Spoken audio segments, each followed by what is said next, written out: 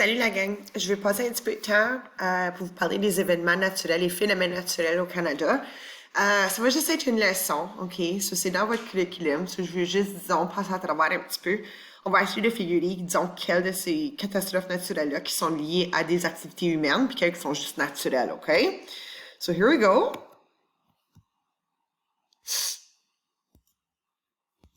Alright, c'est beau. Ça marche pas. Ah bon, là, ça y va.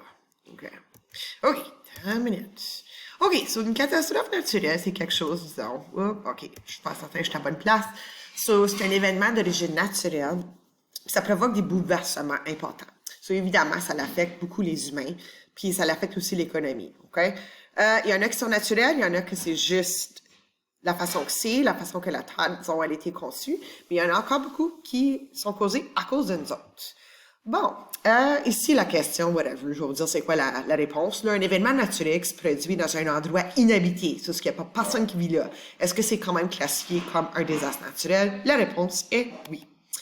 Bon, pourquoi que c'est les effets des catastrophes naturelles, c'est important? Bien évidemment, au niveau personnel, ça peut impliquer des mortalités.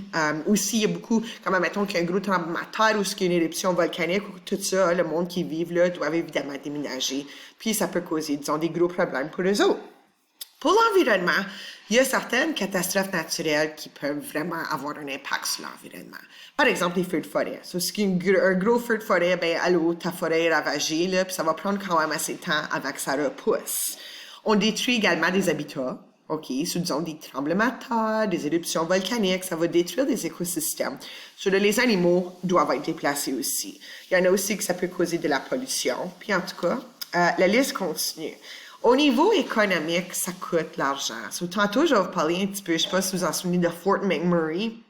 Quelques années passées en Alberta, gros feu de forêt de fou. Puis j'ai juste vous montrer un article, ça, juste pour vous montrer à quel point que ça peut avoir un impact, comment que ça coûte cher. OK, so je continue. So, c'est quoi un désastre naturel? So, voici une liste ici. Vous les connaissez sûrement tous. Astéroïdes. Puis ça, guys, je n'en vais pas là en classe. Comment est-ce que... pourquoi que Sudbury est tant de minerais? Vous allez dire, il est dans le bouclier canadien. Oui, évidemment, c'est dans le bouclier canadien. Mais on avait également parlé du fait aussi qu'à un moment donné, il y a une astéroïde qui a frappé là où se trouve Sudbury. Puis c'est pour ça que c'est comme un gros trou aujourd'hui. Puis il y a beaucoup de minerais là. Des tempêtes, vous connaissez ça. Les avalanches, on voit pas ça beaucoup ici, plutôt en Colombie-Britannique, parce qu'il y a les grosses montagnes rocheuses.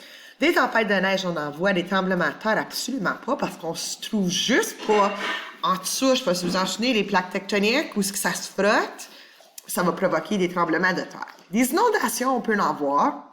Volcans, non. Des vagues de chaleur, oui. Pendant l'été, des ouragans, non. Des glissements de terrain non plus. Je vais vous expliquer tantôt c'est quoi. Des sécheresses, on en voit, mais pas aussi considérables que dans d'autres endroits, comme dans les prairies, là, où c'est plat, puis qu'on fait beaucoup d'agriculture. Quand il y a des sécheresses, là, ça a un gros impact sur notre économie. Des tournades, pas des tsunamis, non. On n'est pas sur le bord de l'océan. De la grêle, oui. Des feux de forêt, absolument. Ça, je continue. OK, so voici blablabla, des images de catastrophes naturelles. Vous les connaissez, je peux tout sauter ça. Bon, juste quelques petits faits saillants au sujet des catastrophes naturelles. So, si vous êtes comme dans les montagnes puis vous criez à haute voix, ça va pas causer une avalanche. Aussi, des feux de forêt plus petits peuvent être une bonne chose pour les forêts. Puis je vais vous expliquer ça, OK, guys? Des feux, c'est un phénomène naturel. So, souvent, il y a des forêts qui vont brûler, puis c'est une bonne chose parce que là, les forêts peuvent recommencer à nouveau. Les feux, ce qu'ils vont faire, c'est qu'ils vont créer des terres vraiment, vraiment fertiles. Puis, comme disons, Monetville, puis Saint-Charles. C'est de même que ça a été découvert, parce qu'il y avait des gros, gros feux de forêt. Puis là, quand les premiers pionniers sont arrivés ici, ils ont dit « Oh my God, les belles terres! » Puis c'est à cause qu'il y avait eu un feu, là.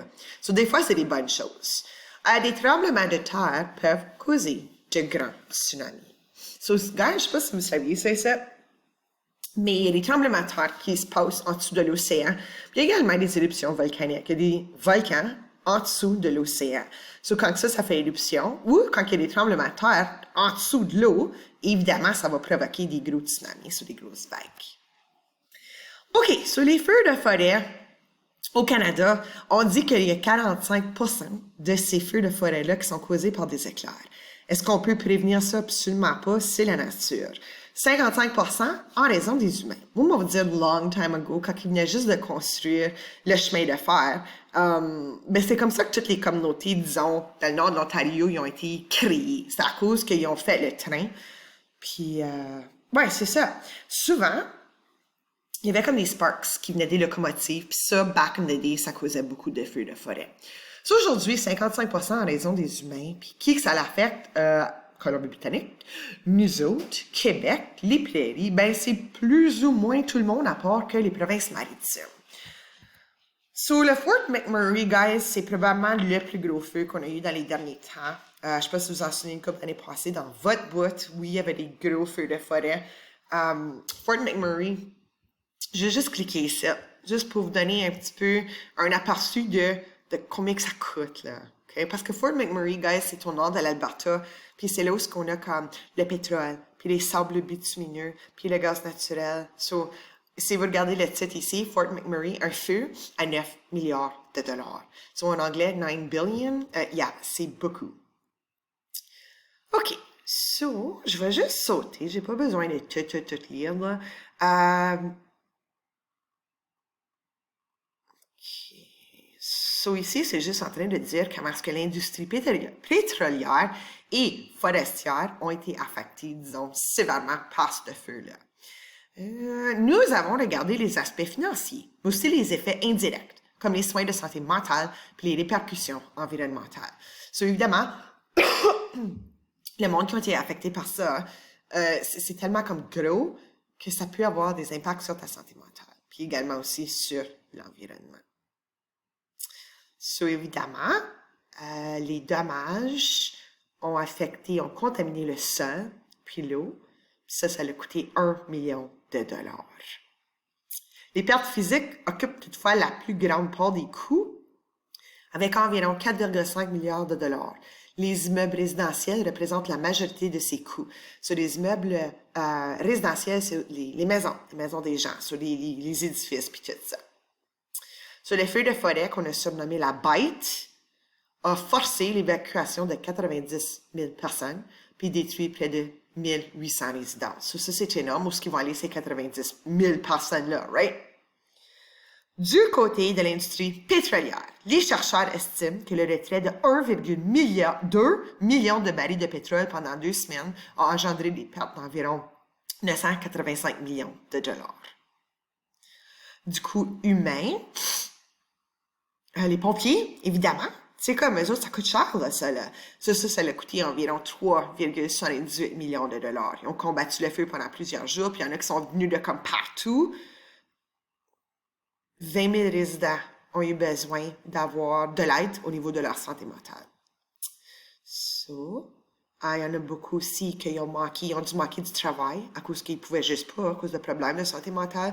Encore là, c'est des coûts qui sont comme plus indirects, right? Mais c'est quand même des coûts. En tout cas, je pourrais continuer, mais je voulais juste vraiment vous donner une idée de l'impact, disons, de ce feu-là. Je vais retourner à la présentation. OK, on continue. On y va. Let's go. De la misère, là. Une petite seconde. Bon, here we go. OK. Ici, juste pour vous montrer à quel point que c'est fréquent, disons, des feux de forêt ici au Canada. Hein? Au cours d'une année, c'est l'année, l'exemple qu'il y a là, c'est en 2016.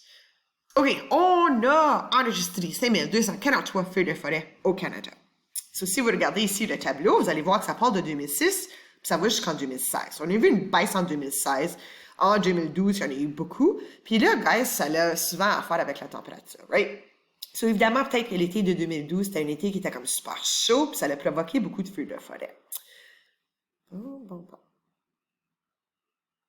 Puis là, vous allez remarquer ici, comme les barres qu'il y a là, ça c'est comme le nombre, comme le montant de terrain qui a été affecté. Okay. En 2016, il n'y a pas eu tant que ça, il n'y a pas eu beaucoup de feux, puis il n'y a pas eu trop de terrains qui ont été affectés. Des inondations et des pluies torrentielles, torrential downpours, OK? La grosse pluie, là. Où est-ce qu'on voit plutôt des inondations, évidemment, c'est au printemps. Puis ça résulte toujours de comme, oh my god, la neige a-tu comme fondu trop vite?